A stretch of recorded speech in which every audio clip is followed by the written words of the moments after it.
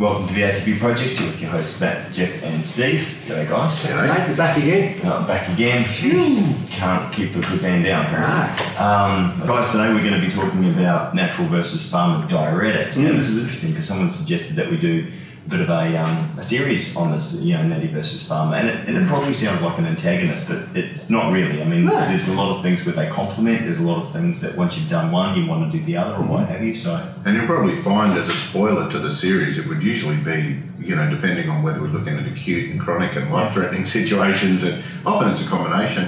Or it's a strategy where we use some big powerful tools in the short term to induce crazy things, but long term there probably may be no place for those sort of tools. Long-term diuretics is very problematic, huge side effects, and why are you building up fluids in the first place? It's not a lack of LASIK in your diet. So we've had other podcasts where we've talked about the causes of fluid retention and puffiness and that sort of stuff, where we've talked about circulation, inflammation, stress, thyroid, estrogen, and all those causes, which I just listed off, that we don't want to talk about too much today. Because the reason why we're doing this podcast is we realise that a lot of our listeners are bodybuilders and competitors and different sorts of athletes, but also there's a lot of other people that have got elderly people that they know and other people using diuretic medications that are curious. So we really want to talk about the diuretic treatments that are available, talk about how the pharmaceutical ones work. And what's really important, and what I think we do really well at ATP Project, is we bridge the gap between the languages used by your doctors and your pharmacists with your naturopaths and your average person, so you can understand which herbs work in the same mechanisms as the drugs. So we can work out when we've got an interaction, or whether we're taking 5 tools to do the same job, and maybe there's some tools we're missing. We're also going to show you how you can safely use these products in combination. So that other episode is episode 44, which is bloody scrolly puffy things, which is obviously, when we're talking about it, that's exactly what it was. So if you're interested to learn more about that, jump over onto that episode. But all right, man. So diuretics, this is something interesting. Again, when I used to own a sports supplement store back in the day, this is what a lot of people came in for. Comp people obviously understand their body. Getting rid of water makes you look a lot leaner, shows the definition out in the muscle. Very important even today, really important. But also, the average person as well too. Both guys and girls would come in because, they might be able to lose 4 or 5 kilos quite quickly. So on the scale they're encouraged. They look obviously a little bit better as well too. But it can be a bit of a trap. And some people will use, remember Shane Warne, he got banned for a year from cricket from using a diuretic. His mothers, remember? So sometimes you use diuretics to save your life if you have blood pressure problems and major fluid retention problems. Sometimes you'd use it to risk your life, to come into a competition, to get that dry hardness that you might want to get the difference between third and first. And in the sports industry, a lot of people also use diuretics to mask other drugs they might be using for fat loss and muscle growth and that sort of stuff, and claiming they just took a diuretic. Well, like you mentioned life-saving, and in hospitals, of course, LASIKs are the common ones, but a lot of diuretics are used for people with congestive heart failure, which is when the heart basically can't have the physical strength to pump the blood around through the lungs, so you get a build-up of fluid in your lungs, and so you need to get rid of that fluid or you die. So LASIKs or any... That's a crease on the ear too, hey? That's a little bit of an indicator. If that's what it is. The little crease on the ear is an indication of potential... What? No. Yeah. You can't see your ears now. No, you can't see it, but I've got that crease on the ear. Wow. Which there was a study, about heart attacks and stuff like that. So people we've got it, and everyone's running over to the mirror now checking to see if they've got this crease on the ear. It looks like a wrinkle. And it's one's quite deep, so apparently I need to be careful. Apparently my uncle dropped out of a heart attack when he was, I think, in his late 40s, when he was as fit as a fiddle, so I don't know if he had the crease in the ear or not, but it's interesting. It's interesting, and in the hospitals, of course, they use it for blood pressure regulation, because if you think of I'll keep it simple, think of a balloon full of water, you release some of the water out of it, or even air out of it, and the pressure goes down. That's how a diuretic works to reduce blood pressure, and there's lots of medications for the blood pressure that are diuretics. So take a step back from that and see what actually happens in the case of blood pressure. If you imagine your cardiovascular system as a pump, like a fluid-filled pump with one pipe going in one end and going out one end and then back in, and it just circles around your body. If you've got too much water in that pipe, then the pressure, that pumping that water around, the pressure within the pipe is too much. If that pipe is not solid, then some of the water falls out. Okay, so there's so much pressure and then the water leaks out through the holes in the pipe, and that causes fluid retention. That's where a lot of these diuretics work. Imagine what your body would do. So for example, if you had built this device yourself and there was too much pressure within the pipes and water was leaking out, what would you do?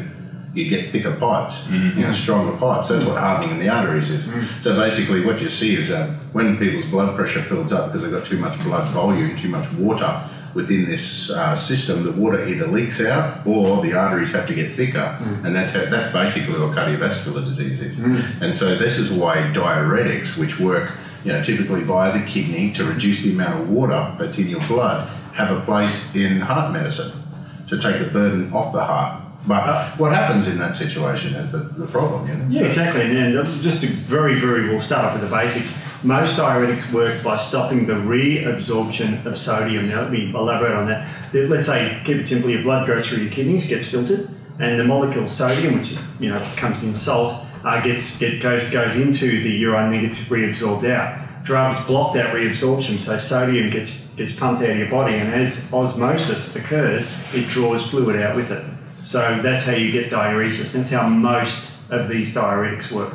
And some of the other issues that can come with that, Steve, is as it's pumping out the sodium, sometimes it can be pumping out other things like potassium. And the potassium's a big one, and that can be an issue, obviously, with people that are on diuretics if they don't know what they're doing or if they're using it off script or what have you. So, and this is a good point. I'm glad you mentioned it, because this is when, if you were to follow on the title of pharma versus natural. One thing that you can do, so in the pharma they are aware of this potassium thing, so they make what's called potassium sparing diuretics, and they hold potassium into your body while they get rid of the sodium. The problem with those is they come with a leaflet, and the pharmacists are very passionate about saying, do not consume any more potassium. You're already on a potassium sparing diuretic, the interaction with that is potassium. So they give typically a lot of the elderly people are just on this, just because, but they typically get a list then of what potassium supplement, so avoid potassium in supplements. They don't give them a real good dose, and then they give them a list of potassium foods, which are vegetables. And fruit. And fruit and vegetables. So what happens, they used to come into my clinic all the time and have these elderly people and try to ask what they eat, and they're basically eating bread. And then I'm going, what? And they said, well, I can't eat the eggs and the meats and stuff like that because I've got no teeth and I'm worried about cholesterol. And they're on cholesterol-lowering medication and told they can't eat those sort of foods. And then they're also not eating fruit and vegetables because they're on a potassium-sparing diuretic, told they can't have potassium. So they're sitting there with bread and trying to work out what to eat. They're just so paranoid about eating anything. And very potassium-sparing diuretics are incredibly common. They are not just like... What are those names? Spirulactone is the classic one that everyone uses, and that actually is a weird one because, I said most of them act on sodium. Well, that one does a little bit, but it also acts on aldosterone, which is another blood pressure thing, but that's a potassium-sparing diuretic, and a very common one. It's been around since the 60s. So in nature, you'll find parsley, asparagus, dandelion, and hibiscus are really cool because they're all diuretics that help the elimination of sodium. And they're not potassium sparing as such, but they are, hibiscus is to a certain degree potassium sparing, but a lot of the others are actually nutritive. They're actually vegetables. That's cool. They contain potassium.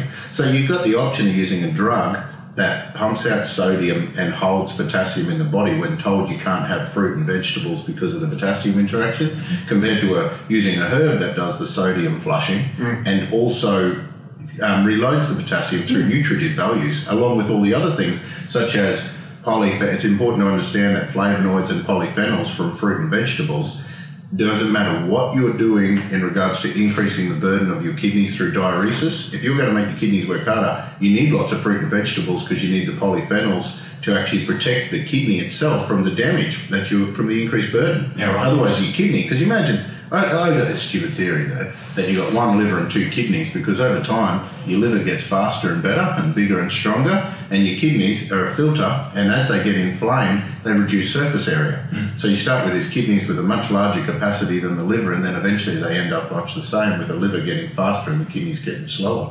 But the kidneys, because they are a filter, you've got to really protect that filter, because if you make little holes bigger, you can't make them smaller again. The same with like lung tissue and that sort of stuff. But if you get inflamed kidneys and you actually get scar tissue and inflammation across the the little filters, then there's a whole, they work on surface area. You've reduced the amount of surface area, you've reduced your amount of filtration. So if you're going on a campaign to quickly clear out a toxin and you add burden to your kidney and inflame it and damage it in the process, long term you're going to have kidney problems and fluid retention problems. And it's amazing because, you know, I don't know if everyone knows this, but Matt is an expert in the language of French, aren't you? Well, he actually, Steve, people say I'm quite condescending, which actually means I talk down to people. Talk down to people. So you know the dandelion is piss and lead? So what does that mean in English? Well, you wet the bed. So dandelion gets its name from wetting the bed. The French named it and said every time we have dandelion, we wet the bed. So we call it piss and lead. Yes, that's exactly it. It's funny because a lot of diuretics are typically prescribed in the morning because of that very reason. And I know bodybuilders, and speaking with some, I won't mention any names, but they've said that they don't know how to take it. So some of them have taken them at night and been up all night and not been able to sleep properly. Yeah. You know, they've taken it. But the French refuse to get up during the night. Yeah. Yes. So every morning at 7 o'clock I go to the toilet, and then at 7:15 I get out of bed. That's the beautiful thing is, like, the side effects of pharmaceutical diuretics are horrendous. It's too long for this podcast on that. They're going to be in the notes on the line, of course. Yeah. But they're huge. Now, the side effects of dandelion. It tastes bloody horrible. Yeah. If you have it as a salad herb, yeah. In fact, it's a horrible thing. Does it cause infections of the salivary glands? Or no, surprisingly, I've never heard of impotence or infections in the salivary gland. This is, diuresis is orthostatic hypotension. So the horrendous side effects are absent in natural diuretics. Yeah. And it's very dangerous. I mean, if you have a look at the sports world, I don't know the statistics, but we could make some up. But you'd find that in the sports world, I believe probably there'd be more deaths associated with diuretic use and blood volume and those sort of issues. Like if you have a look at the way it is, like we used to do a lot of work with fighters and that sort of stuff, and they had to do these weigh-ins and then the extreme weight changes that they do, and they use a lot of those diuretics and that sort of stuff for that process, natural and whatever. But that blood volume, once it gets to a very dangerous point, all they got to do is get sticky bloody blood, stand up, and then they fall over again. Well, if I can take you back to 1990, right? 1919, so about 100 years ago. The number one diuretic used by medicine was a mercury-based compound. Yeah, so there's probably a few deaths associated. They've since banned that in the 1960s, but it's a little bit scary that that mercury does damage the kidneys, which causes diuresis. Yeah. And that was a treatment. Well, mercury quicksilver was used for treating infections too. Yeah, well, that would get you weird, wouldn't it? Your body would say, get this stuff out of me really quickly. So, it's like the classic back in those early 1900s were fantastic with x-rays for treating acne and all that sort of wonderful medicine. Yeah. So, a question, sorry, with natty versus pharma. Is there much difference in strength? I mean, I know that natty obviously, sounds a lot better maybe because you've got the polyphenols and you've got the potassium sparing and all the rest of it. In terms of strength, is there much strength difference? Because typically I would assume, as the layperson here, that pharma would be stronger. Yeah, well it is. Well, it depends on the dose you give.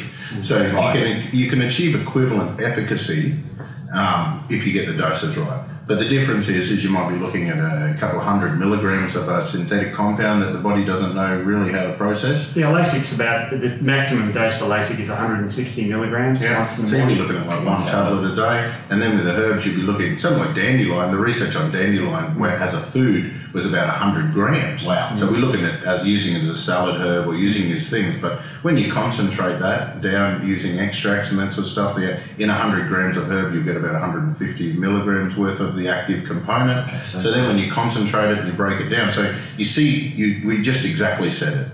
So if you see that the food dose is 100 grams, that's equivalent to about 150 milligrams of a pharmaceutical component within that plant. So if you wanted to make a pharmaceutical drug, you could extract that one component and then you sell that, but it doesn't have the potassiums, it doesn't have the other nutritive bits.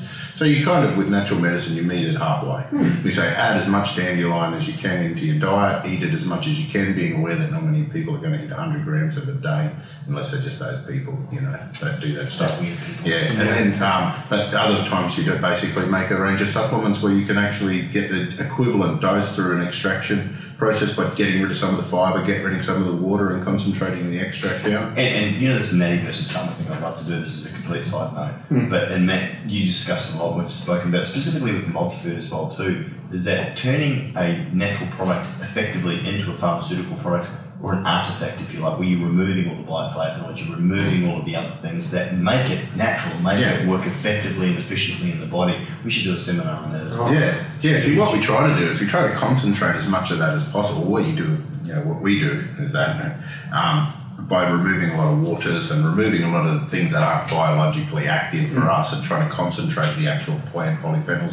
So we remove a lot of the juices and sugars and all that sort of stuff through the extraction method, so we can get a much lower concentrated dose. Not just looking for one specific spike, in the fingerprint. And this is what a lot of, this is where I guess you get into the pharma realm, and this is where the natural versus pharma, where are you looking at in terms of the compound that you're buying. So if you've got some of the other fingerprint material in there, which is, as I said, some of those bioflavonoids, even a lot of stuff that we don't even 100% understand how it works, that works synergistically in the natural products. And it's very weird because the natural medicine, literature shows that they reckon, and I don't agree with this, that one of the most active parts of dandelion is potash, which is potassium carbonate. And therefore, the ridiculous thing about that is that it ignores all the alkaloids, all the other polyphenols in it. Mm-hmm. And potash is a very simple potassium carbonate, which is, cheap as chips. So there's more to the plant than just potassium. So this is the problem. But the key thing is that it's very high in potassium. So even though you're getting diuresis, you're getting potassium as well. And as you mentioned about, there are some potassium-sparing diuretics where bananas are contraindicated, and that's scary. You can't eat a banana without getting. And it's the fear there. It's that whole fear, because they're not saying, okay, so you can eat this much. They're saying, just be careful, don't eat too much.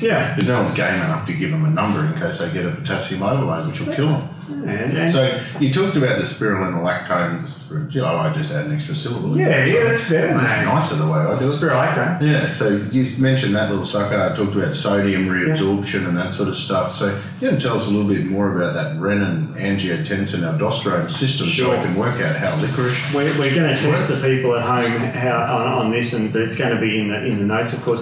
Basically, your liver produces aldosterone, which gets converted down into angiotensin 1 and angiotensin 2. Renin converts aldosterone to angiotensin 1, and then angiotensin converting enzyme converts it to ACE. ACE turns it into that's where the ACE inhibitors come in. Converts it into angiotensin 2, which is, I'm going to say, the most active part of the body's thing. Now, that has a wide-ranging effect. It upregulates sympathetic activity. It causes reabsorption of sodium, potassium. So it basically does everything. It decreases artery size, so it basically increases blood pressure. And that's linked in with stress responses, huh? Very much so. It upregulates sympathetic nervous activity, which is stress. So that increases your blood pressure. So medicines come along and go, well, if ACE does that conversion, what if we inhibit ACE, angiotensin converting enzyme? Make ACE inhibitor drugs. ACE inhibitor drugs. That's one of the 4 classes of antihypertensives, along with the potassium-sparing diuretics, calcium channel blockers, beta blockers, the other ones. So this one reduces, it reduces blood pressure. There's horrendous side effects in the body. And so, but it's classic medicine where they go, oh, there's an enzyme that naturally occurs in the human body. Let's inhibit it. I mean, it just doesn't make. I mean, why? You're not hypertensive because of a lack of ACE inhibitor in your diet. It's something else. It's where crazy. medicine falls from. Again, natural versus pharma. There's a couple of other natural ACE inhibitors. Off the top of my head, I forgot them, but one of them, bonito flakes. I know dried bonito flakes. You know they added to add that umami flavour into the Japanese food. It's in your miso soups you have each day and that. Bonito flakes has been shown to have a very powerful ACE inhibitor compound, and when you concentrate that extract in nature, you concentrate that one part of bonito, then you can actually get significant changes to blood volume and blood pressure. You get exactly the same side effects as ACE inhibitors. You get this stupid, weird cough with this weird fluid, tacky build-up into your lungs. So what I'm saying is the natural components processed into a pharmaceutical will have exactly the same side effects, because they're taken in doses and out of whack, But we've eaten a heap of bonitos and other fish like it. Sometimes you don't get cough, do you? No, you don't get cough. And this is the beauty about natural medicine, is that because humans have been consuming it for generations, the body's used to it. And so we don't have these side effects, because these new to nature molecules, which are molecules from Mars, are the new molecules from pharmaceutical companies, do have horrendous side effects. And ACE inhibitors is just one. Probably one of the worst side effects to antihypertensive drugs, weirdly, is people die and crashing their car as they pass out. Yeah, that would suck. Yeah, because let's say you had a beta blocker. That probably adds to statistics because they didn't die of a heart attack. They wouldn't add that. They wouldn't add that under the drug. I mean, they're always looking for ways to blame something else. Yeah. Well, let's say you had a drug and then you had some, I don't know, something weird like grapefruit with it. Yeah. And grapefruit inhibits the detoxification of the drug, so the drug builds up. So you get a double dose, so you get really hypertensive, pass out behind the wheel and crash. And it's got potassium in it, so they're probably avoiding it. Yeah, exactly. You know, it's sort of weird. So that's the angiotensin part. Where does the 11 beta HSD fit in? Yeah. That actually works to deactivate cortisol, which is a stress hormone. Okay, so when you're stressed, you release cortisol. Yeah. Cortisol induces a lot of actions essential for survival as part of that stress response. Yeah. And then the cortisol gets converted to cortisone. Yeah, which is 11 beta hydroxysteroid dehydrogenase, which is a big stupid word. Yeah. But basically, cortisol breaks down to cortisone, where it goes from a glucocorticoid to a mineralocorticoid. Like aldosterone? Yeah, so basically, when it converts through to cortisone, that's how cortisol causes fluid retention. So that's how stress creates fluid retention and that sort of stuff. Yeah. Right. So, man, that's crazy. It is crazy, and the scary thing about this is that a lot of people that have fluid retention are stressed. So how do we treat that? Diuretic? Yeah. You know what I mean? It doesn't make sense. Yeah. But a lot of people, unfortunately, are medically treated that way. Yeah. I am defending them now on one set that if you're getting congestive heart failure near the end of life and you need to get rid of that fluid, you need those drugs. Yeah. That's fine. But most people out there in the real world should investigate why they have fluid retention. Is it their diet? Is it inflammation? Is it stress? Yeah. And these sort of things are not addressed by antidiuretics. Yeah, right. So that's a big point. Is like the reason why we have fluid retention is the thing we need to look at. We can definitely solve a lot of these problems, but if we have a look at different little things, the thing that really bugs me is when I mentioned before that a lot of people don't understand the tools they're using and they stack the tools, meaning that they have 5 or 6 different agents in their body all stripping out sodium and potentially preserving potassium, whatever, but all stripping out sodium, where that is only one type of diuresis. So stripping out sodium is just one thing. And what we're talking about in that case is blood volume. And sodium is the one that actually regulates how much water you hold within your blood. Correct. And if you have too much water in your blood, it falls out and causes fluid retention. So by taking the water out of your blood, by default, your extracellular fluid goes back into situation to increase your blood volume, and that how it has a diuretic effect and removes the fluid retention in your extremities. But that is just one thing. And if you find that you aren't getting the definition, or if you're finding you've still got puffy areas of fluid and you're on these diuretics, you've also eliminated a lot of sodium from your diet. And I loved what you said before, because you actually accidentally said it, that sodium is in salt. Okay? Most people say sodium is salt, but sodium is just one component. Sodium is table salt, sodium chloride, but salt's supposed to be all the electrolytes. But so what I want people to understand is if you find that you're taking some diuretics to come in for a photo shoot or a comp or a bodybuilding event or a fighting event or something like that to get that fluid down and weight down, and you've got little pockets of fluid and stuff that just doesn't want to change, increasing your diuretic and dropping your sodium further and restricting the amount of water you're consuming is only a recipe for disaster and potential death. Start to look at other sources of fluid retention and puffiness that you can make a protocol where you can stack other agents with the sodium depleted. So if you're using one of these Lasix or spironolactones or any of those sort of diuretic or drugs like that to strip out fluid, and you're doing that and you're avoiding your sodium and doing everything like that right, have a look at where your fluid is and see if there's something you might be missing. What a lot of people don't realise is urate. Okay, so uric acid is a water-soluble crystal that can hold in your body. You build up urates when you break down protein.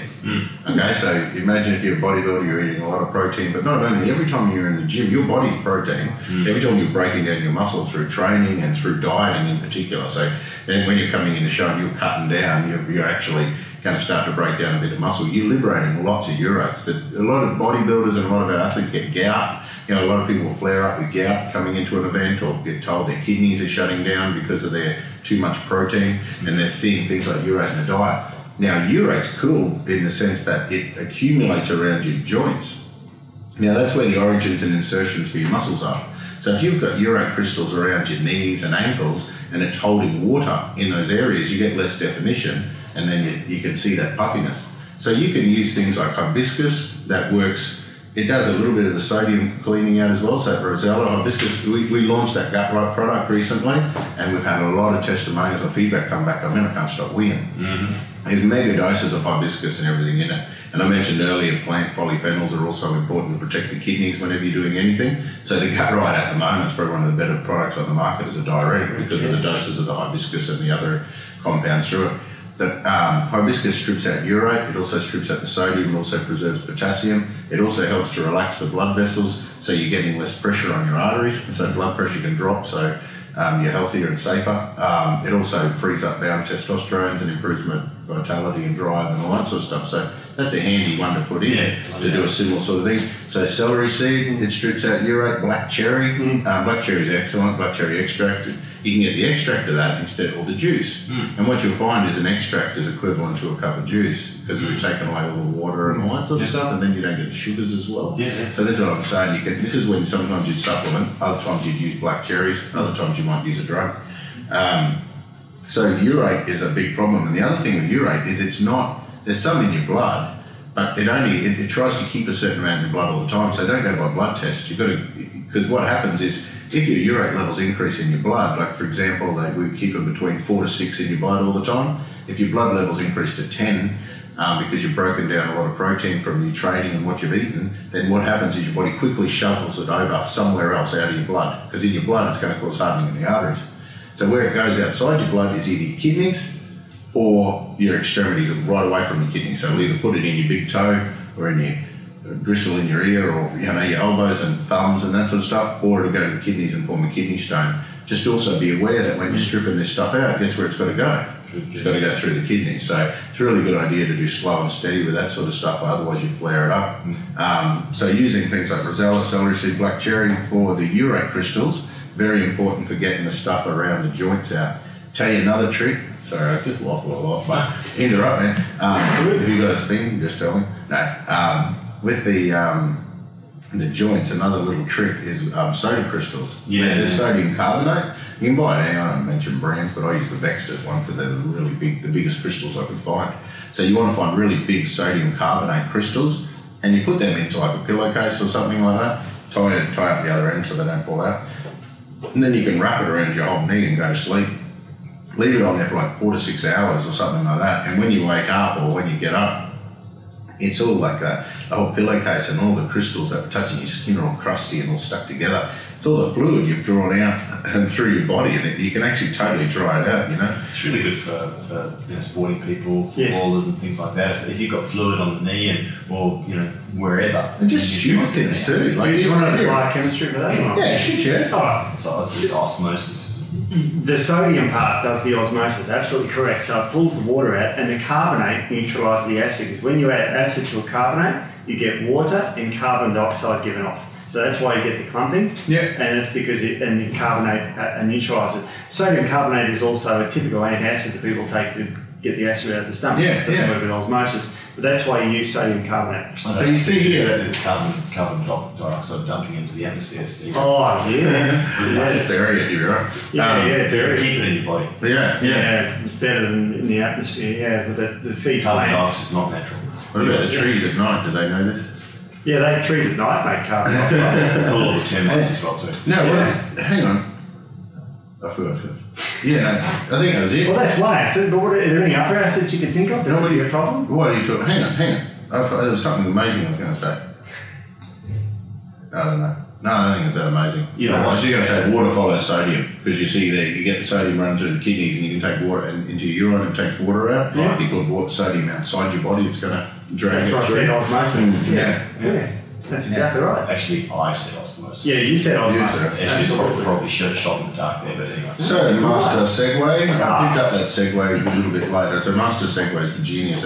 Any other acids you say, Steve? Yeah, any other acids? Perhaps oxalic acid. There's these things called oxalates. Now, it's really important because the urates come from foods like red meat, it comes from seafood, it comes from shellfish, So basically meats, and it also comes from alcohol and that sort of stuff, but I don't think our listeners have Should we talk about the drug equivalent for uric acid? I don't think we have to a podcast.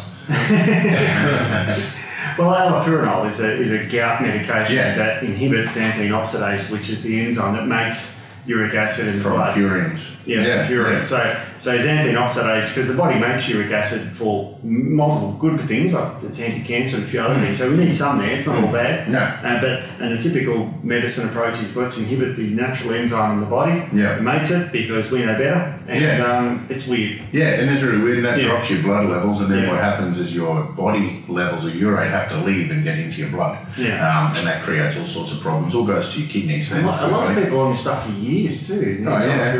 And then until they get problems, and they're told they have to come off it. Because and then they haven't learned to fix anything, and now they're stuck because they're just a drug that got worse and worse. So urate's when you're eating a lot of meat and that sort of stuff, and seafood typically.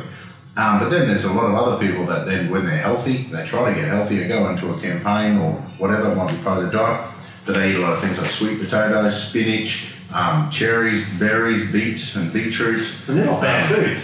They're fantastically healthy foods, but they do contain these compounds called oxalates. Now, oxalates get into your body and they can actually form little crystals. Man, the crystals look exactly like your little email letter. You know, your little logo on your thing. I've seen them. Funny, they're just like a little envelope. You can either get little ones where it's a magnesium oxalate crystal, you can get a big one that's a calcium oxalate crystal. They're the main one. You can get heaps of other ones with iron and glycines and things. But anyway, the point is some people get fluid retention from this build-up of oxalates, and these oxalates have to be eliminated from the body. Otherwise, what they do is they accumulate into the fascia, into your connective tissue, and they make tiny little crystals all through your fascia, which kind of hurts. It adds to DOMS, it adds to frozen shoulders and joint problems and things like that.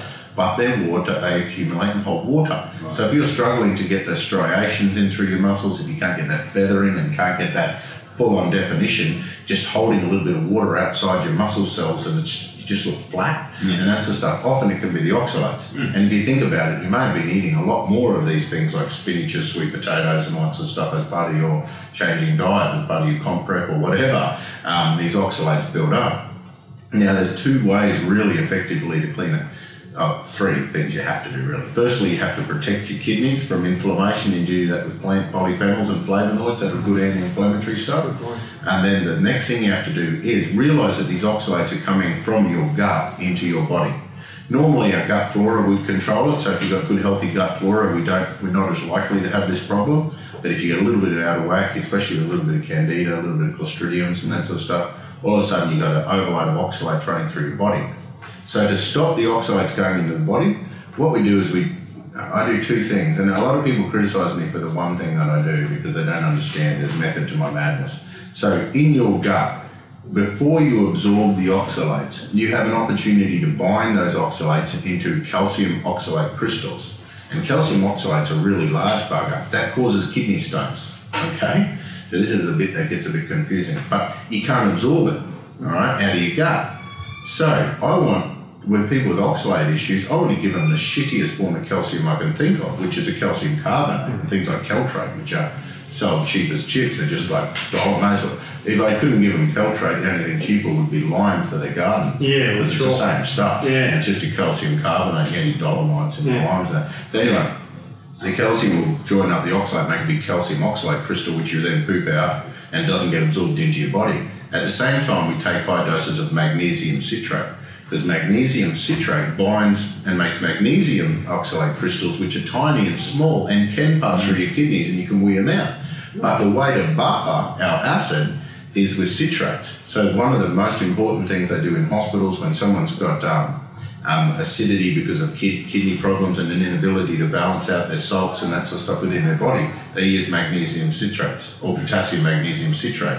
But in the case with, while we're talking about diuretics, there's always that confusion around potassium. So typically in this situation, we often dodge the potassium and just tell them to eat fruit and vegetables and use magnesium citrate in combination with a shitty-ass calcium carbonate. And when I say to them to get the calcium carbonates, when I get all the criticism. Now, it's important also, just while I'm on it, it's important to understand, I can see a segue action. Master Segways is chewing it a bit over there, but no, we've got so what you'll find here is we want to use a shitty calcium so it does actually bind. Now, understand that your blood levels of calcium are going to stay the same. They've got to stay really similar. So if you've got oxalates running through your body, it will take calcium out of your blood, join it together, make a crystal and put it into your kidneys. But it'll take more calcium out of your bones and teeth then to replace the calcium in the blood. So when you do supplement with calcium, you're not going to increase the amount of calcium oxalate stones you make. You're going to replenish your calcium stores in your bone and your teeth because they've been depleted by oxalates. Wow. So that's heavy. Well, you mentioned where to get the shitty calcium from. Where do you get this magnesium citrate from? Magnesium citrate. Nice. A free product called ZMST. What? So Master Segway is amazing. Eh? I love it. What's that? Master Segway. Segue is actually when you link one topic to another fluently without cheese. There's a lot of cheese in there. Yeah, we love it. That's what Master Segway. It's a special term. It's a pantomime. Yeah, it's a pantomime, Steve. I love it. Yeah, you should be home and away. I know, absolutely. No, I know, it's true. No, Master Segway. I think it's a catchy name. Master Segway. Absolutely. I mean, it's what we. I mean, these people want solutions. You're talking about the calcium part. So here's a magnesium citrate. Now we made a product called ZMST. That's right. Gluconate with magnesium citrate and some selenium and taurine. But you've got 100 milligrams of magnesium citrate per capsule, and most people. This is an interesting thing. So most people can't tolerate more than 300 or 200 or 300 milligrams of magnesium at a time because it can go straight through them. Another reason why someone's not tolerating magnesium really well is they may have a very large oxalate load. And when you take a heap of magnesium and calcium, it binds up to the oxalates that are in your gut. And because it makes an acidic crystal that's kind of like shards of glass, stingy, burny bone, you kind of go straight through. So if you get watery loose stools when you take magnesium, Jeff, and it seems to be fine, like just watery poo, and you've taken a large dose of magnesium, it's potentially that you've taken too much magnesium. If you've taken like a normal dose and then your poo turns to like acid shards of glass, and that sort of stuff, it's potential that your tummy was full of oxalates and you've made crystals and you're pooping out crystals. Yeah, the side effect, acid shards of glass out of your ass, probably doesn't fly so well with people, but as long as people know they're getting that. I don't put that on the flyer. No, that's why I don't make sales points. I can't believe you guys asked me to make a list of sales points. I would put it on there. Yeah, you would actually. Because people are fascinated, and people always want to see an extreme event. So yeah. Like the gut ride, we all I'm getting a lot of emails about gut ride telling, in great detail about what's going on, and it's pretty scary. Well, and it's so funny because you get some people who have such little effects and other people that have such extreme. It's one of those really polarising types of product. And then some people right in the middle. It's just... Well, it depends what's in the gut. Totally. That's really interesting. Right, so what else? Well, obviously we've discussed a lot about athletes and all the rest of it, but the person that wants to fit into the little black dress... Well, let's create a protocol. It's good for him as well. Well, I was thinking of diet with regards to keeping... Oh, that's a good idea. Yeah, I was thinking of diet. So you said sodium's in salt. Yes. What else is it in? Or what do we do? Refined foods. Is it all just bloody sodium, or is it... Oh, no, there's like salty is the classic, refined salt is sodium chloride. Mm-hmm. Natural salt has got all the other minerals in it from, say, for example, the sea, it's got full of iodines and all the other things there. But you've got to remember, what we've got to look out for here is that when you're reducing, quote, when you're told to reduce, quote, sodium, it's really the refined foods. A lot of junk foods are high in sodium, so, the Maccas and the KFCs and that, because salt has in the mouthfeel, cuts fats. Yeah. So it's added with a lot of refined foods. You've got to be careful of adding salts to these sorts of things. Adding salts with vegetables, I don't have a problem with because there's loads of potassium, and it's all about the balance of potassium and sodium. But what you're also talking about, man, there's a lot of those sodium things. They're full of not only fats but carbs. So they've got bulk carbs, they've got trans and hydrogenated fats, and then they've got sodium. Yeah. So they're just a recipe. Yeah, table salt sodium as opposed to...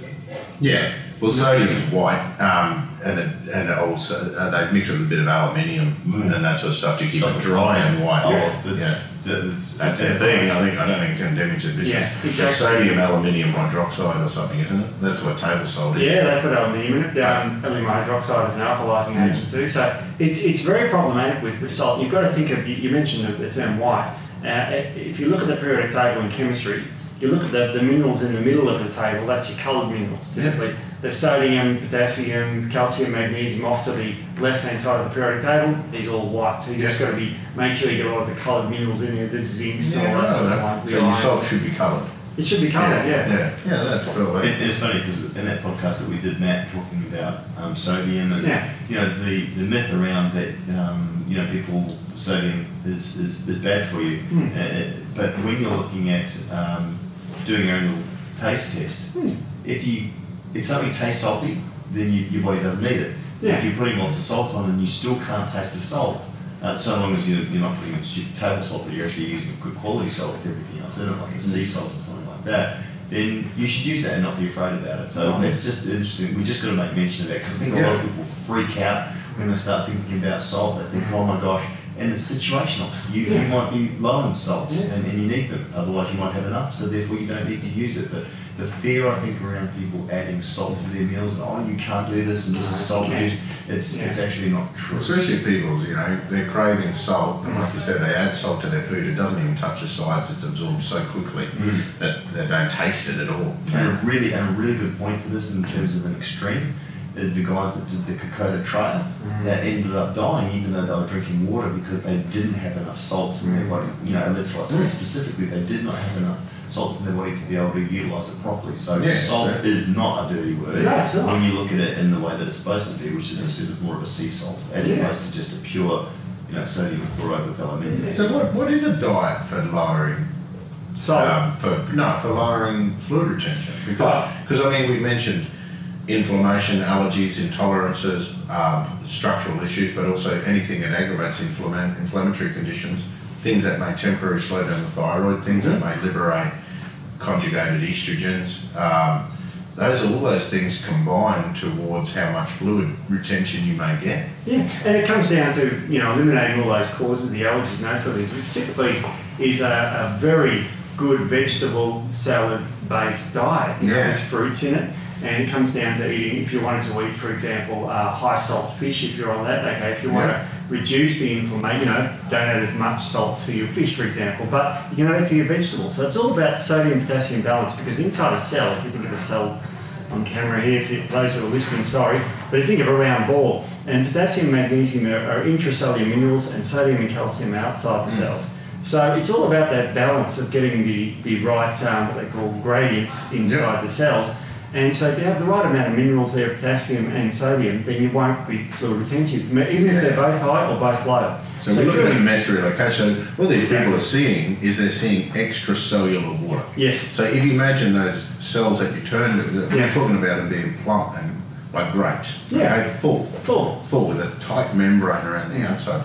But what happens is if you deplete your body of potassium and magnesium, from intracellular, then your cells will go from grapes to sultanas. Yeah, I was going to say raisins. And they're basically, and what happens there is you're still seeing extracellular water because the calcium's never going to run out. There's still going to be some residual sodium there because they are your electrical on switches for cellular function. They'll make sure you're capable of thinking and moving and contracting and all hearts and all that sort of stuff. So if you screw around with your intracellular, extracellular ratios of salts in particular, and think about a lot of things like stress, the cortisol holds those salts extracellular because and the more activity you got, you're constantly triggering sodium and calcium influx, but then what happens is the magnesium and potassium, as it's released from the cell, is then potentially excreted. And so what happens is another way to fix fluid retention is to take extra magnesium and load up intracellular salts to drag it through. That's why creatine, you have a look at creatine, people that take too much creatine, they get puffy because they can't get the creatine inside the cells, and creatine's highly water soluble and then holds water outside. They get a lot of fluid retention, cramping and puffiness because it screws around with the water movement and then the salts and that move around with the water. And so, but if you can actually time your creatine supplementation where you've depleted your creatine stores within your cells, replenish that, so it all goes intracellular. It works really well with magnesiums and stuff like that. They all go intracellular. All the water goes intracellular with it and then dries out the outside. And the time for that is obviously post-workout. After you've done a weight session, the muscles have been under strain and tension. They're looking for nutrients. So it's going to get an enhanced ride. Well, even like loads of vegetables after, with dinner and that sort of thing. For breakfast, you can get a big handful of spinach, cook it up with your eggs. For lunch, a big salad with, whatever you want on there, turkey or bit chicken. Remember the old magnesium potassium broth? Yeah. So we used to have these old magnesium potassium broths, and all it was celery with celery leaves, beetroot with beetroot leaves, and then spuds, carrots and all that sort of stuff into a big soup and stew with a lid on to keep all the salts and that sort of stuff into it so they're not lost in the steam. That was a massive dose of magnesium and potassium to reload as I reloaded something. Yeah. I couldn't think of reloading kind of thing. Yeah. But you can have dandelion tea after dinner too. This sort of stuff won't keep you awake. You know, What's juniper root like? Juniper berries. Juniper berries is the one used for the diuretics. They're beautiful. But let's think about this, okay? Because you can do herbal teas and salads. So, asparagus, parsley, hibiscus, dandelion. Now, dandelion, hibiscus you can have as a tea and that sort of stuff. So, actually, let's make a salad first. Yeah. So, we'll do parsley, do asparagus. You can throw in celery and make sure you throw the celery leaves and that sort of stuff in with it as well. And then you can get some almonds and that sort of stuff with their skin on and put that in through it. And that by itself is actually a very good thing. Dandelion greens? Dandelion greens. That was the whole point of my salad. Good work. I forgot about that. They're bloody horrible though, so you need to really flavour it up. Man, throw in, if you can find it, is pomegranate vinegar. You make up a dressing with pomegranate vinegar and that sort of stuff. That'd be excellent. Now and then make a herbal tea and that sort of stuff. In the herbal tea, add rosella. You can put rose petals if you like. They also have a mild diuretic effect and that sort of stuff. So you do it, and they taste nice.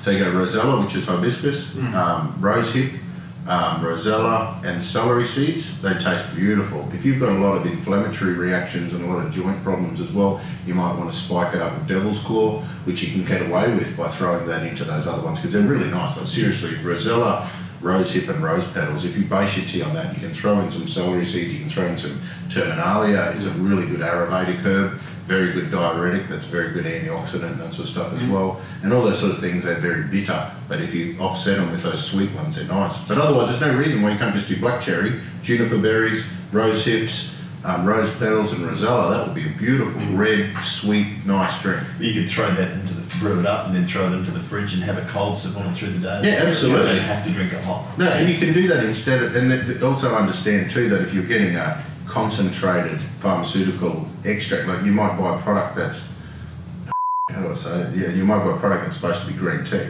The green tea is a diuretic, but it's because of other factors, not the EGCG.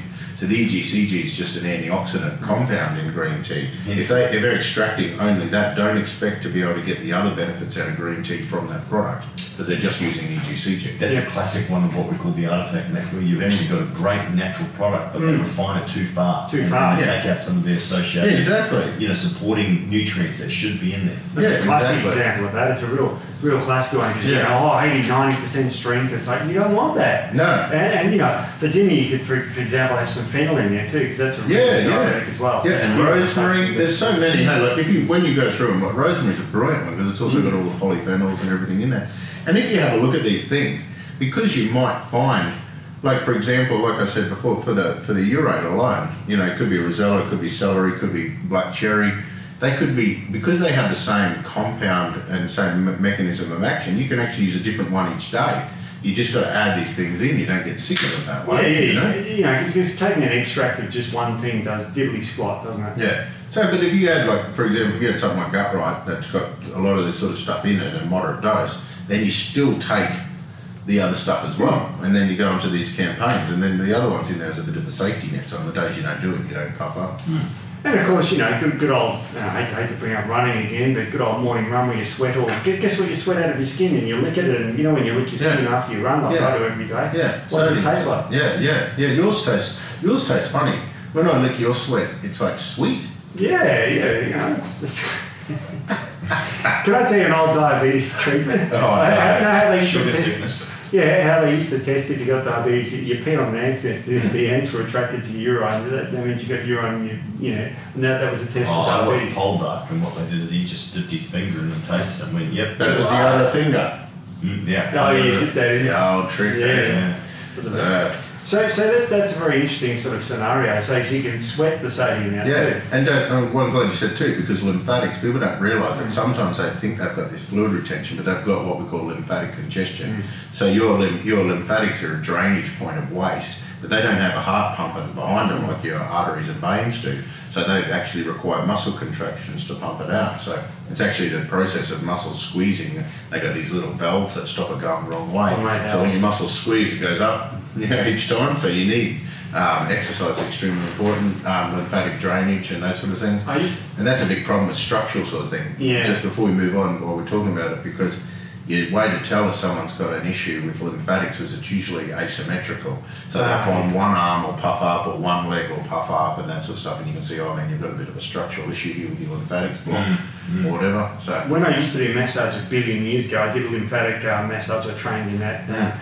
And you get usually elderly people come in, usually elderly women actually, and they have lymphatic problems, and they'd say, oh, I need a lymphatic massage because, you know, they'll get elephantitis, which is cankles or whatever. Yeah. And they're coming in for massages. And I used to think to myself, I know how the lymphatic system works, why don't they just go and exercise? Yeah. And I was making money out of it, so I didn't suggest that. But that's like these fat loss vibratory sort of things. You know, they get your lymphatics moving because your muscles have got to contract so you don't fall over. Yeah. But they do work, but not so much. They'll probably do something for fat loss, but some people have mobility issues and that too, you know. So, you can get into the water as well too. They can help a lot too. Very much so. Especially if you've got joints and things like that issues. It's pretty incredible. So I think we've got a good plan of attack there, and you've talked about supplements. We've talked about the drugs, which are and it's kind of cool because it keeps fitting into a lot of the stuff we're talking about, like the plant polyphenols. Like there's a heap of cool new research coming out on almond skins. The actual peels from the almond, probably because it's a waste product from the almond industry where no one wants to buy the bloody almonds with raw almonds with the skin on.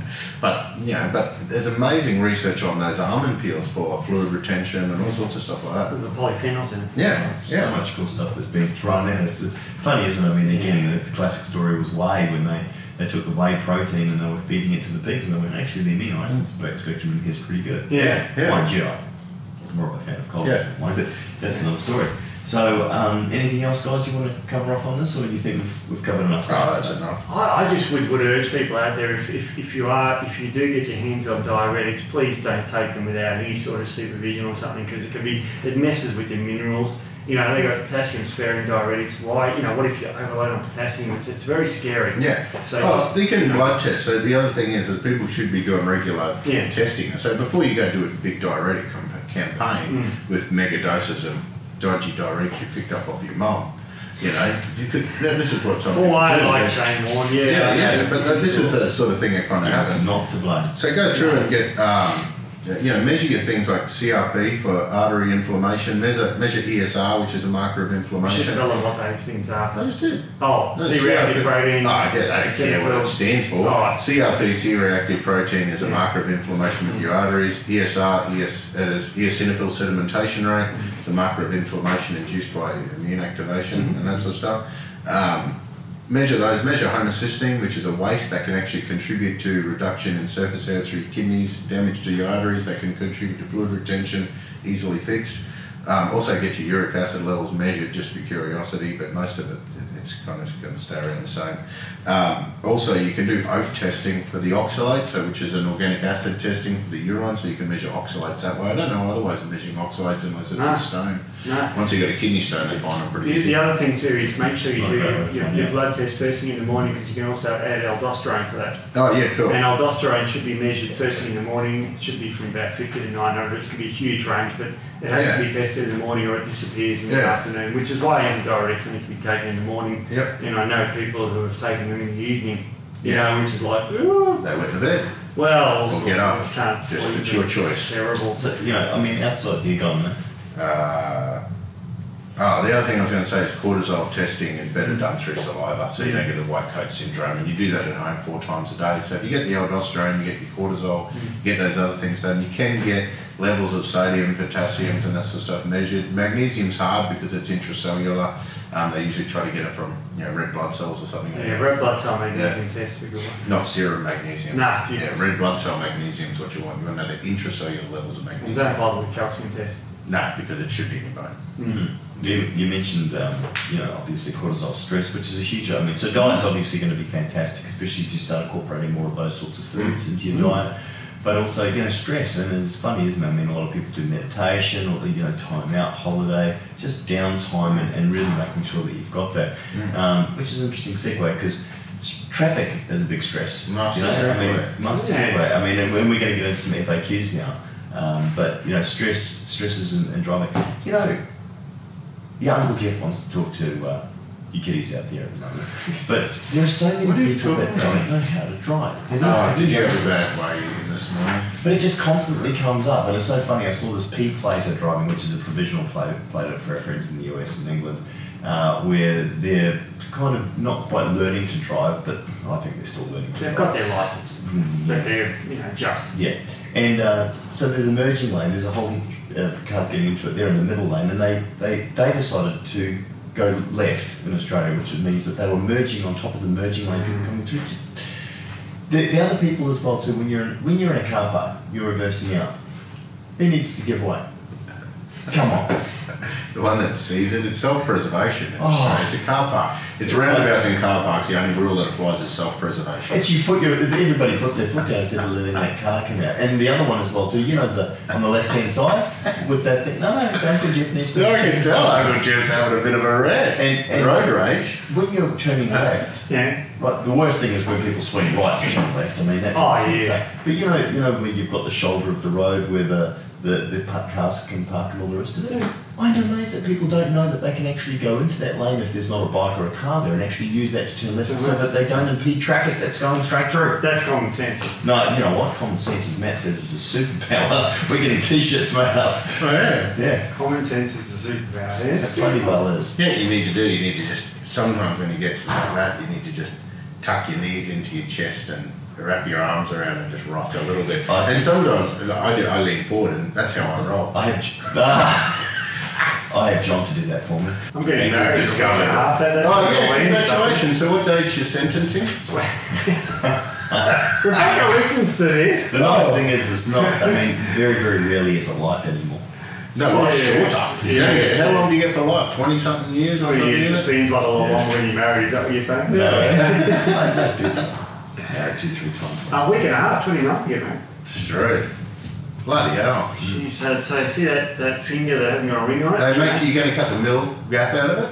Remember, we did a podcast where we showed that having a ring on your finger significantly increases your risk of heart disease, in particular congestive heart disease. I wonder if it puts a crease in your ear. But they also discovered that if you actually have me neither, because I kept losing it. Remember, I kept finding it in the bait box when we used to go fishing every second week, or every second time we go fishing. Oh, there's a ring again. Plug in the live bait tank. You're down there trying to catch all the fish, and everything's slimy and everything like that, and then your ring just falls off. And then you kind of don't mention it because you're like, oh shit. And you guys like the way I get the live bait, the ninja style. You go, FAQs. FAQ you too. Steve-O. Yes. You're taking over. Oh, okay. Well, it says, hi, Matt and Jeff. Well, there you go. This must be lucky you're reading it then. This must be a very, very old one. Actually, I think Katharina. Yeah. Is that how you pronounce it? Katharina, yeah. This is why you don't read That's it. why I don't. I will take your name and I will trample all over it and reverse over it as well too. Is because we were told that we must read this one out because it's been. No. I think Brooklyn lost it. Katharina, so you can email her. Blame Brooklyn, right? All right. And it starts off by saying my name is Katharina. I'm disappointed with Brooklyn's performance. Correct. Yeah, that's the next thing she says. I'm 33-year-old and had a lot of issues with hormones in the last years. I'm reaching out to you as finally I got my menopause when I was around, and I'm not reading this out wrong, 23 years old. I'd like to start with a description of the background, where I see it as it started. When I had been around 16 to 18 years, I don't remember exactly, I was suddenly constantly tired and felt I had much less energy than I had before. After a while I went to the doctor who did a blood test, nothing else, and told me that I'm suffering from thyroid insufficiency. He prescribed me Thyroid, that's levothyroxine at 75 micrograms, and later I took 120 micrograms back at some time to 75. At the same time, I took an anti-birth control pill, Diane 35. I got this specific one as I had a big struggle with my skin, having a lot of blemishes on my face, sometimes acne similar. I don't know what that means. Both hormones I took that for several years and felt better with it. After a few years, at some point, stopped to take Dian-35. Due to health reasons, I found it would be a good idea. I didn't get my period, which I felt is not good at all. But through that, probably takes a few years as I've taken the pill for such a long time. You can tell English is probably... Yeah. Maybe German or something. Yeah, that's all right. We get through it. Yep. Then a gradual process showing different symptoms. I had sometimes such a heavy period in the abdominal area. Got more and more frequent, and sometimes I had so much cramp-like pain that my belly that I couldn't move, and I remember that I sometimes went to the emergency doctor. None of them, including my regular doctor, could help me, and one told me that this might be due to mental reasons. Reflecting back, I don't know. That was irregular, first came with longer distances and later shorter and shorter to become regular monthly, so they went longer and shorter. My hair got worse and worse and less. My nails were constantly broken and very thin. My skin was very sensitive, and I had acne-like symptoms again. Mood fluctuations, sometimes suddenly started to sweat. It took a long time until I got help. I went to a regular check at my gynecologist, who checked my blood, tested some others, and in a few days called me in order to tell me that I had to visit a hormone specialist. This specialist diagnosed me that I had menopause in a very young age. It's seldom, but it can happen. Afterwards, my bones got checked, not on a super good but okay level. Had also lots of problems with teeth. To keep my body working as it should for a young woman, he prescribed me hormones. First trials didn't work out since I had a big struggle with skin and hair. Then until today, I take an estrogen and a synthetic progesterone from Bayer, I won't mention the name. Due to the fact that I've moved to Germany to Sweden, I do not have Levaxin, which is a thyroid medication, instead of another thyroid medication since around 2 years ago with Quinala, which is another medication. I take thyroid medication in the morning and Quinala before I go to bed. I'm not strict with the time. Okay, I try to keep my lifestyle as healthy as possible and would be more than happy if there would be a way to get away from these chemical hormones I'm eating on a daily basis. I'm okay with the fact that I won't get babies, but want to stay healthy. What I don't want is to get back to horrible skin, ruin my bones and teeth by not having the hormones as my body stopped to produce them on its way too early, way too early, and I'm scared to get mood fluctuations or other problems I might not foresee. I'll be more than glad if you could help me understand, is there another option I could try? It feels that there are not many out there who can help with these questions. If I could get away from at least one of them, and if you see any possibility to get my body producing hormones again with the right supplements, I would be grateful for your advice. Thanks a lot for taking the time to read all this and maybe for a reply. All the best, Katharina. Katharina. It's interesting that I picked German. Didn't that name Katharina, but also the structure of the sentences almost sounded German, right? Yes, it was a tough one to read, but it certainly makes sense. That's where my diagnosis ends. Man. Interesting one. I'll do the easy bit then, because I had no idea where she was from. But what I can see a definite pattern here is usually it's an interesting thing. So the sluggish thyroid or the underactive thyroid, especially when you see people that get this sweating and these other sort of symptoms, it's typically an autoimmune thyroiditis. So the immune system kind of attacks the thyroid. What precedes autoimmunity is usually adrenal exhaustion. So this is a bit of a scenario that I'll kind of walk you through, but typically what happens is the adrenals lose their ability to control their cortisol release in response to stress. One of those stresses is the immune system attacking the thyroid, so the cortisol doesn't switch the bloody thing off, which is an indication that the adrenal gland was already pre-exhausted or not functioning that well. That leads to autoimmunity and can contribute to the thyroid issues, but when your thyroid's slow, your estrogen kind of recycles and you can get a lot of hormonal dysfunction. And a lot of the problem is the gonadal system doesn't mature and doesn't develop properly. So if you've got a low thyroid through puberty, then you just do not develop those parts properly. Same as if you're born with a low thyroid through early life development. As a child it's called cretinism and they do that failure to thrive. But if you get a low thyroid during your puberty, then definitely you don't develop your tissues properly. But typically the adrenal exhaustion would have been there before the thyroid went pear-shaped. And so what happens when the ovaries and that sort of stuff aren't working and aren't a priority and haven't developed properly, to fill in the rest of the gap from the hormones, the adrenal gland would have to do it. And so if the adrenal gland's not capable of making enough hormones to deal with stress and immunity and that sort of stuff originally, then it's definitely not going to have the resources to go back and make extra hormones to maintain a hormonal load for a menstrual cycle on the occasions that the ovaries aren't working. But it's the sluggish thyroid during those phases of development that has probably created this issue. Doesn't matter the weight at where you are right now, we do have some great solutions for you, which is we make a product called Alpha Mars. Alpha Mars is really interesting because in young men we use it to boost testosterone, but when women take it, because they typically have ovaries and other tissues and they don't have nuts, like it's a nut, they don't have the testicles, the women I know. And then so Alpha Mars works totally different for them. It doesn't make the testosterone. And what it does instead is it builds up DHEA, progesterone, estrogen and testosterone. But importantly, it actually has a lot of effects at regulating these hormone ratios. So it means you don't have to be too clever. So I see when the problem is with bioidentical hormone prescriptions and other synthetic hormone prescriptions is they're constantly trying to play a game where they're testing your blood and putting in a hormone. They never talk to you about your symptoms because they go everything by blood. And the problem is it doesn't tell if you've got resistance and that sort of stuff. So the way we treat it, Alpha Mars 2 capsules twice a day.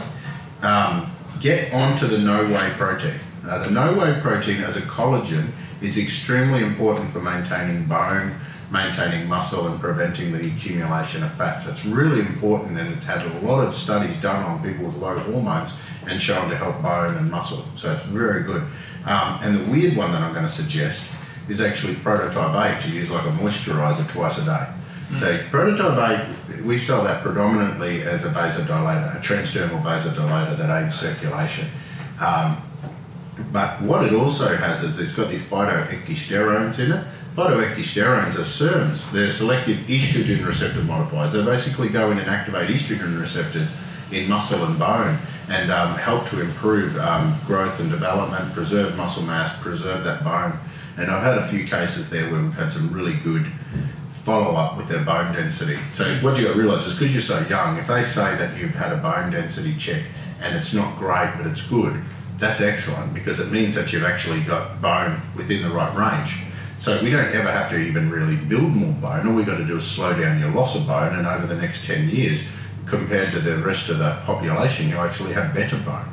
Because if you're starting off good and we preserve it now, then you're actually going to maintain good bone, you know. So it's funny, like these osteopenia things, Steve, they're not even a disease, it's like this thing. Process. Yeah, it's a process that's happening on the way. Like if you've got a low muscle. Yeah, and they freak out, So that would be my... Oh, and everyone needs multi-food. Then that's the only other thing. One other thing I thought of. Yeah, what? Because of their thyroid, T432. I didn't think of it. What a... Yeah, of course. Yeah. No, that's a lot. That's good. I mean, that's a lot, but, you know. That looks good. Why not? All right. Well, sorry that's taken a bit of time, Katharina, but because Steve took so long to read. Yeah, it took me a long time to read. But then again, she didn't say hi, Steve, so I understand. Yeah. All right, this one's from Laura. All right, Laura. It says, "Hi guys, thank you." That's me too. I hope you can help as I'm feeling a little stuck. I'm a 35-year-old and was diagnosed with endometriosis 16 months ago, and I've been waiting for surgery to go in and look at the extent of the condition. From internal ultrasound, that's transvaginal, I know that I have had a 7-centimetre cyst on my left ovary, and my ovaries are now touching behind my uterus. Ooh, that's painful, not fun. I went to have surgery on the 9th of January, and as soon as I was put to sleep, my body went into anaphylactic shock. That's true. My body swelled twice its size. I went bright red, and my pulse was off the chart. Luckily, the team were able to secure my airway and pump me full of adrenaline, plus a huge cocktail of drugs to save me. They kept me under for 2 hours until I was safe enough to wake me up. I kept in hospital 2 days to monitor my recovery, and I had fluctuating blood pressure, high temperature, and a racing pulse. Now, a week on, I am dealing with extreme tiredness and chest pains. Phew. As you can imagine, this is a pretty traumatic experience, not only because I nearly didn't make it, but also because the actual procedure I went in for didn't take place, as it was too dangerous for it to proceed. I am now being referred to an immunologist to get to the bottom of why I reacted suspected penicillin muscle relaxant allergy, but this could take a few months and then my surgery will be rescheduled. Wow. So in the meantime, I'm seeking advice in dealing with my endometriosis and low energy so I can go into the surgery as healthy as possible. My endo symptoms include stabbing pain close to my appendix, bloating, constipation just before my period, heavy clots and aching down into my right leg. I used to get most of the pain during my period, but over the last 6 months, I've had more pain during the month and my actual period isn't too bad. And my period has also gone from a full 7 days to 4 days, very light spotting with 2 days extremely heavy flow. I would say I have some level of pain and aching for 80% of the month. As my condition has gotten worse, I've found myself doing less. I used to do CrossFit 5 times a week, but I haven't found the energy to do it for the last year and have sporadically gone into a Globo gym to lift on my own. I have recently taken up yoga as this is manageable for me, especially yin yoga, which helps me stretch out and move my right hand side of my body. As I've been doing less, I've put on about 14 pounds at 6 kilos in the last year, and I am 5'2" and I'm around 80 kilos. This fat gain is mainly on my lower stomach, thighs, upper back and the back of my arms, classic estrogen dominance. I've started to cut out grains and reduce the red meat in my diet, and I avoid soy products and dairy where possible. My plan is to look at a more paleo diet to help reduce inflammation in my body, as it seems my body loves to swell up. In terms of work, I have a stressful job for a human rights charity, so I'm guessing that my cortisol levels are off the chart, and I'm hoping that yoga will help me start to relax and let go a bit more. Just to add to the fun, I also deal with anxiety and depression, and this illness and current situation aren't exactly helping me feel great about my life. I've had a very low period just before Christmas and since been avoiding alcohol so I can keep clear head and track my moods. So, my question is, what products would I look at introducing to help with endometriosis as well as fully recovering from the anaphylactic shock? I'm currently taking malt food but felt a bit baffled as to whether I should look at Prime, Venus or Subcut. Any suggestions would be greatly received. Thanks very much, Laura. Cool. Wow. So keep taking multi-food, because everyone needs it.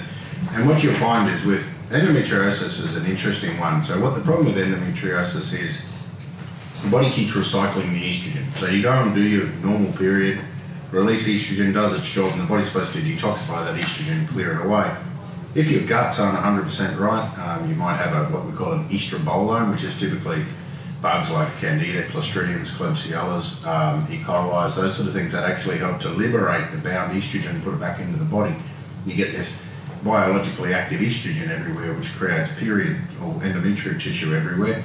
And then the immune system's got to go clean that up, and the immune system attacks it, rips it apart, and you get a lot of scar tissue and inflammation. So what happens is the body accumulates and preserves estrogen, and estrogen does those things. It makes clots, it makes fluid, it makes you puffy, it holds up. It actually amplifies and exaggerates your allergic inflammation too.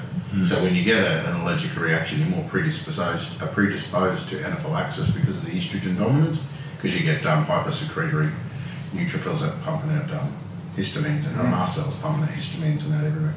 But anyway, so the weird thing is every once in a while the body goes, man, these estrogen's coming out of the ovaries, and it's out of the gut, it's out of the fat, but it struggles to do anything about the gut because that's not you, that's the microbiome. It can't do anything with fat because the fat's not listening, it's just doing its own thing. So a message goes into the ovaries saying stop making estrogen, and then it makes a cyst. And then one cyst, it might be on one side, and then so you have a testosterone build up within the cyst because your body stops the conversion of testosterone to estrogen, and just then the next cycle that your cyst gets all the bloody follicle stimulating hormone, and the cyst gets bigger, and the next thing you know you end up with this big bloody cyst. It's a bit different to polycystic ovarian syndrome, where you've got this insulin resistance syndrome where you get a new cyst, a new egg coming to the edge of the ovary but just not popping off, because it's actually the egg that gets to the edge of the ovary that doesn't release, that becomes a cyst. Right. So polycystic ovarian, it's like every cycle the egg's just undeveloping, and that's a load of insulin. When you see these one big ass cyst, you know there's something weird just happened, but that cyst is taking all of the attention, you know. So it's a tricky one, eh? The cysts are tricky because sometimes you've got to remove them and that sort of stuff, otherwise you've got to starve it. So you need to follow a sort of an insulin resistant style diet and exercise to deal with that any potential insulin resistance and potential cystic sort of stuff happening, and also that helps to change the gut. But what we want to do is, the funny thing is I've originally, when we were talking, I wrote down Cortisol originally, because Cortisol is very good at breaking up scar tissue, breaking up inflammation and that. But you could use gut right. So you could use either Cortisol or gut right. So gut right, they've both got very powerful NRF2 activation. They've both got things that remove scar tissue. They've both got lots of anti-inflammatory potential. The difference is the gut right might make sure if there's an overgrowth of candida or something, it eventually gets rid of that, where the Cortisol would be more looking after the inflammation but then helping with stress. I just got a feeling we really need to get in and get these guts going. Can you use both? Yeah, you can, but you wouldn't need to, because I don't like stacking too many tools to do the same job. I'd be more likely to do gut right for a period of time, see if the guts have made an improvement. If stress becomes an issue, sleep, I'd then bring in Cortisol. But if you can get the gut right, you get the gut right first, that's what a lot of that other stuff might fix. And because it's going to work a lot more with the pain and a lot more with those symptoms and really help. So if we've got some still in stock, I'd send a gut right. Well, and you probably open the gut right yeah. also to detoxify the estrogen levels. Exactly, because it's going to work on the estrobolome, and you can use that instead of a calcium deglucarate to keep that estrogen that's in the gut down, so you don't have to then stack on anything else. So I'd do gut right, definitely stick in with a multi-food, and then I would actually use alpha venus. And the reason why is because the alpha venus is going to increase progesterone. It's not going to drop the sex hormone binding globulin like prime would, which may possibly aggravate the cyst. So I'm thinking do alpha venus, but I do 2 in the morning and 2 at night for the alpha venus, because we're more focused on the estrogen detoxification aspect of it than the surging of the progesterone. So multi-food 3 in the morning, gut right, I do your 10-day clean out, but then otherwise just go back to a teaspoon a day, and then use the venus 2 in the morning, 2 and multi-food, and block E3. So on the fatty tissue, just butter up on block E3. Just keep block E3 right away from, the inguinal area. We don't really want to massage it into your ovaries. Just put it on your fat bits on the bum and the hips and lower back, lower abdomen, that one. If she was a classic exerciser, the subcut would probably be better for her, but she's not exercising a lot at the moment due to her health issues. So I think the block E3 would be terrific. Yeah. The gut right, I think, is perfect for her. And you touched on diet. You would recommend the diet that's prescribed for gut right for her as well? Yeah, initially in the 10 days, but ultimately she'd probably be one of those people that would do really well with a fasted cardio depleting glycogen. And when I say fasted cardio, it doesn't really deplete glycogen unless you do a bit of effort.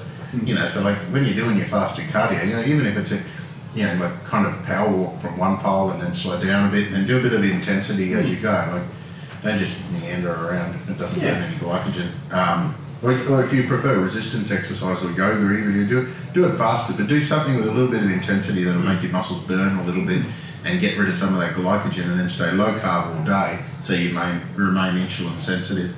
No, it's good. Yeah, thanks, Steve. I think it's excellent. That's about nails it. Cool. All right. Okay, gentlemen, we've gone over time. I love you, but I'm going to leave you. All right. See you later, guys. Thanks for joining me. Thanks for having us.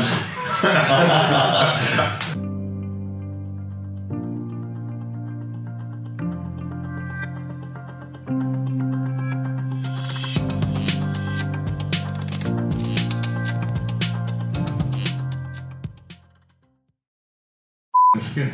Fucking cool, right? Deep in laying it. Top. Yeah, Can't just squeeze it. Yeah, citric acid in the eyeball trick. Oh, fiddly-dee-dee.